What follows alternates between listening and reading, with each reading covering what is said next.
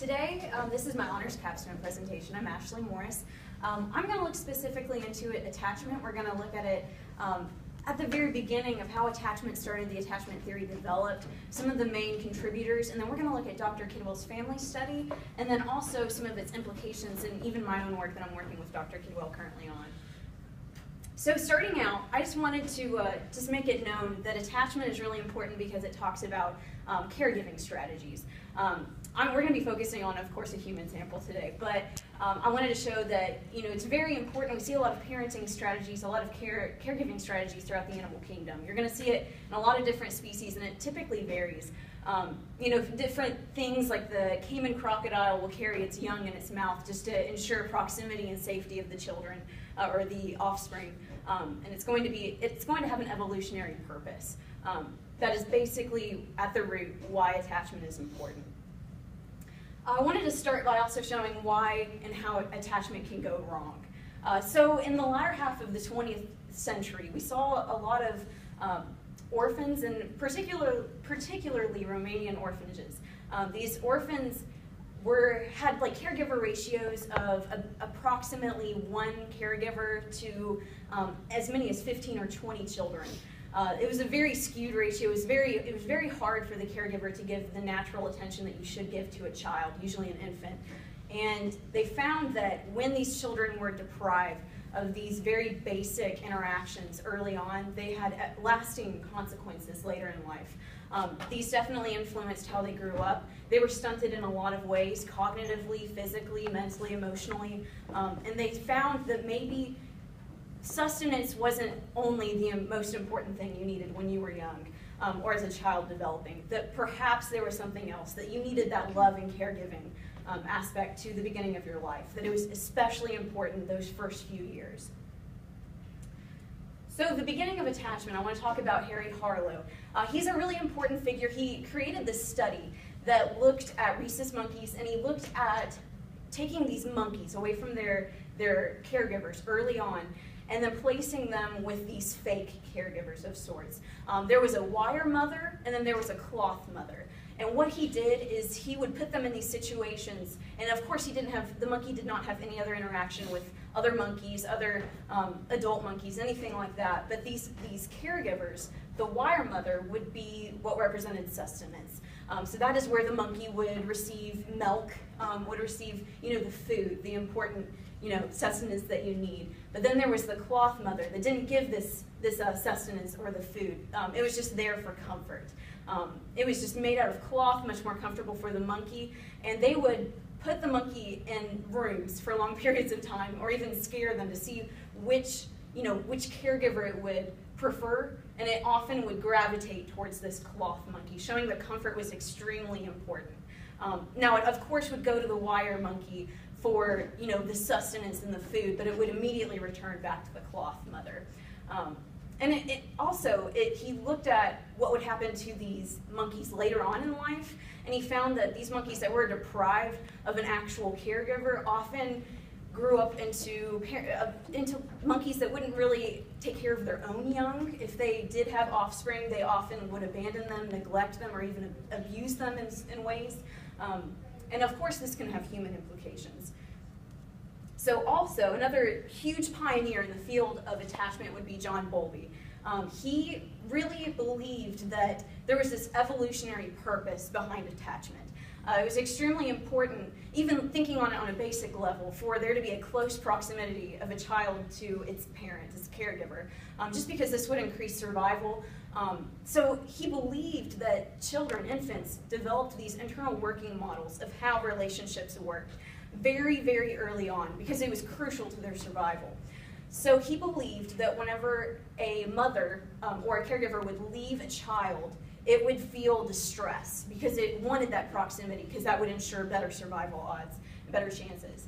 And whenever the mother would return, the caregiver would return, there would be this pleasure. And this developed a good idea of how relationships should work, and it was a secure attachment is what he termed it. Next, we have Mary Ainsworth, who was also very crucial in the beginning of forming the attachment theory. She created this assessment, and it looked at infants and toddlers, and it was called the strange situation, and I'm actually going to show you just the procedure real quick. But it involved having a toddler being left in a room. They would go through various levels where the toddler would be left with a stranger or left by his or herself. And then, of course, they would gauge the reactions of the toddler at different levels to see what would be happening, what anxiety, what emotions were being shown, especially when the parent returned. It was especially vital just to see what reactions would be garnered from that. And she found that different children could be categorized according to how they responded to the situation. She had, in her very beginning of developing this, it was an ABC categorizing is what she did. She had B's were secure, she had A's as avoidant and insecure, and then C's were the anxious, ambivalent, insecure. Later on, Mary Main, which is someone who worked extensively with her, created this other category, this fourth category called D, disorganized and disoriented. And this kind of was a catch-all for some of the children that didn't really fit in the other insecure categories and definitely weren't secure. And with Mary Ainsworth's approval, they added it to create this ABCD paradigm. So why is attachment important? This is just a quotation that I think is especially important for showing that. It's by Cassidy and Shaver from 1999. This is a very broad, a very profound thing that you could be looking at. It's very creative as well, but it shows that infants have adaptive responses that are extremely important early on in life. There's an evolutionary purpose to how parents take care of their children and how children require this need, this comfort early on. It can be very predictive of future relationships, and it can also have treatment and therapy purposes when things go wrong and awry. So specifically, I want to talk a little bit about Dr. Kidwell's study that she's been completing. It has dyadic pairs, often a mother and a child, though there are a couple fathers in the study. Initially, there were 50-plus families. We're currently in data collection time 3. Now, previously we first saw the families at time 1 when the children were toddler aged. Time 2 is when the children were in school, early school age. And now time 3, the children are adolescent age. They're about 13, 14 now. These sessions are typically 2.5 hours long, and she looks at a whole variety of measures. A lot of survey measures, interview measures, and even observation tasks. So when we're looking at specifically how to assess attachment, there are several different primary methods that are really prominent today. We still have the strange situation, that's still being used and modified. But then we also, as you get older, it's not going to be as advantageous to just leave, an adult child in a room to see what happens when the mother leaves and comes back, because obviously we change and develop. So we have different measures for children as they grow older. It's called the School Age of Assessment, the SAA. These are for school-age children that are approximately elementary to middle school of age. And this is more of an interview task. It's probably about 30 minutes in length, but though it can vary. And once the child outgrows that age, you see the adolescent task, which is the TAAI, the Adolescent Attachment Interview. This is a little bit lengthier, goes a little bit more in depth, a little bit more complex. And finally, we get to the Adult Attachment Interview, which is the lengthiest and most complex out of all of them. It can vary from 45 minutes to an hour and a half. We've been using this quite a bit in Dr. Kidwell's study. And of course, it categorizes the same. We use a different system, though, which I'm going to talk about a little bit, with Pat Crittenden. We don't exactly use the ABCD model that is kind of most prominent nowadays. We use a different model that is termed the DMM, or the Dynamic Maternurational Model of Classification. And Patricia Crittenden is the one who coined this one. It is a little bit more complex if you want to look at it. It varies from infant, school age, adult, preschool. As you can see, as the child grows older, you're going to see more classifications, more sections added, and it divides all the A's, B's, and C's into varying levels and degrees. And we also see, instead of a D category, it's been taken out of this paradigm. Instead we see an AC, which is the most at risk. It means that a person is combining both avoidance strategies and anxious strategies. And usually that one can often mimic what a secure person looks like, but it's a very maladaptive strategy, so it's not a very good one to be used.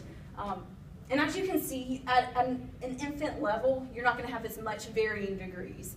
As someone grows older, you would expect there to be a more complex attachment because you have more context in which an individual is creating relationships, social bonds, and that initial contact you'd have with the caregiver is changing, and it's going to become more complex just naturally.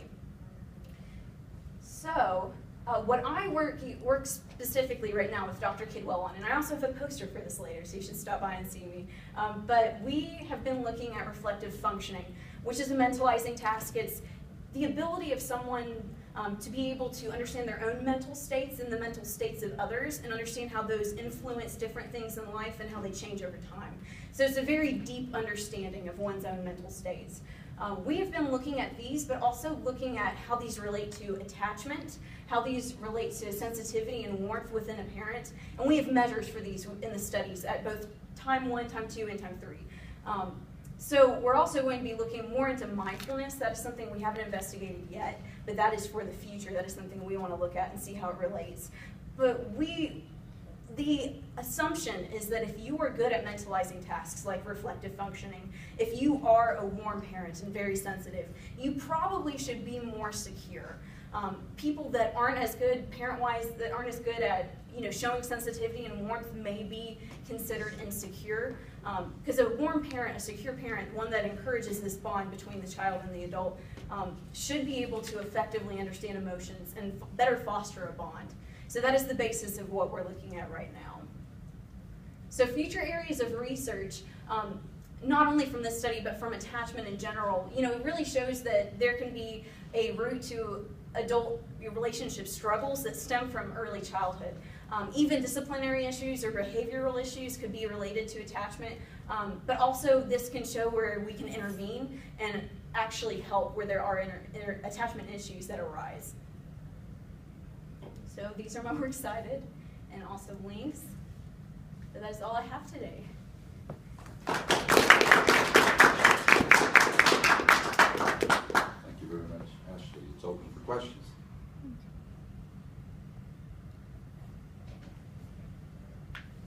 Yes? Have these measures been applied to people from other cultural backgrounds or societies? They have been. I don't exactly have like a statistic or anything to show, but definitely they have been. And it seems more or less applicable, or does it differ? In some cultures, like the strange situation doesn't exactly apply as well. I know the German culture is one. You might see the children being shown as more insecure when they may not be, just because of some differences, some societal, cultural differences there. They might seem more distanced, less emotional, or less likely to show distress when they should be. So that is a very good question, and it has been. What about comparison across different subpopulations within the United States, different regions, different classes? Because I wonder how much of an effect that could have on results. That was a really good question. I'm sure there definitely is one. Yes? What stage of collection are you in for your section of the project? I know Dr. Kidwell is working on a longer-term project, so what stage of collection are you in? I'm actually helping with time 3 data collection. I think we've pulled in about 20 families so far, and we've got quite a few we're still trying to reach out and get to, because I also need their family data to look at what I'm looking at. Right. So definitely we need to pull from that group. I'm just curious, your view on development of this attachment at this age, particularly children's age. How is that parent offspring relationship also dynamics will change? I believe it does, but my understanding is also that it's relatively stable. So what you have early on is your age 1 or 2 is the same as age 6, 7, 8. Is that what you're referring to? that is what that's what I believe. I believe it's going to stay pretty much the same, though there are different contexts, different influences. What is Ainsworth's, and since it's a review of the field, Ainsworth's Crittenden's view? What is their view? Yeah. It's My more, question. I would say it's more stable, but of course, Crittenden does show a complex changing system, as you can identify from a preschool age to an adult age. I do believe she believes that it can get more progressive. If you are categorized as avoidant, as like a lower avoidant, you could become extremely more avoidant as time goes on, but you're gonna likely stay in the same area. Okay, so categories